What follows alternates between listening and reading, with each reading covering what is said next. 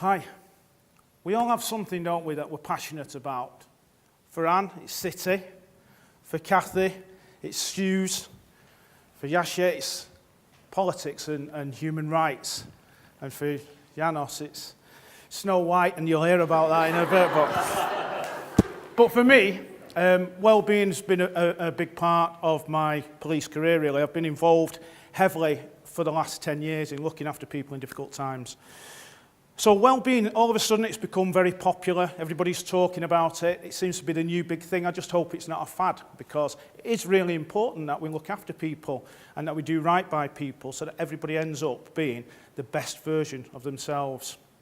So if you look at well-being in the dictionary, it says it's a condition of being comfortable, healthy or happy. But in reality, how do you actually achieve that in the workplace where it's time poor, it's high stress? And so that's something that I've really been looking into as to how we can improve that situation.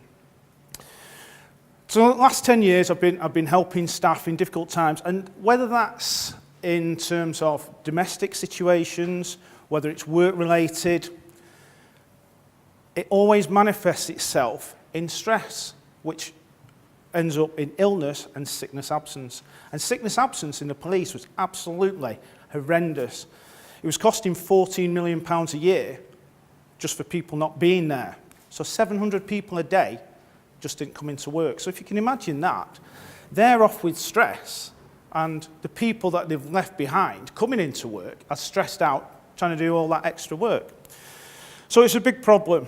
And I started to look at it. How do we improve the resilience of people? How do we help them to cope? And I realised that people over 30 generally haven't actually had any education about the main things of well-being, such as nutrition, relaxation, positive mindset, all those sorts of things. We've never actually been taught it because it was never on the curriculum. So straight away I decided I need to come up with something. And I enlisted the help of a really good friend of mine who's actually an expert in well-being. And he's come up with this seminar, which we've now delivered 26 locations to 1,600 people. And the results have been fantastic, simply because people embraced it. And when you actually talk about stuff that people haven't considered before, it's been a real opportunity for them to change and be inspired to do what's necessary. So that's what we've been doing. And some of the results are quite humbling, really, because I've actually seen that when people embrace this, not just the seminar itself, but actually a lot of people need emotional help.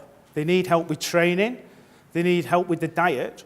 And we do one-to-one stuff as well. But realistically, the testimonials and everything else, the life-changing impact that that's had, has been a real privilege for me to get involved in, and I stumbled across it by mistake. But it's something now I'd actually like to do into the future, simply because I've seen what positive difference it makes. For example, people have literally lost stones and stones of body fat, not just weight. People have come off medication, all sorts of horrendous medication. One lady just lost a stone, but just by applying some simple principles, she was able to come off tramadol, amitriptyline, naproxen, all big drugs. And it's just by applying simple things. Diabetes is one of the biggest things that we've made inroads into. But we all know people are struggling with diabetes, obesity, low self-esteem, depression, all these things, and yet this seminar and the work that we've been doing has made such positive changes.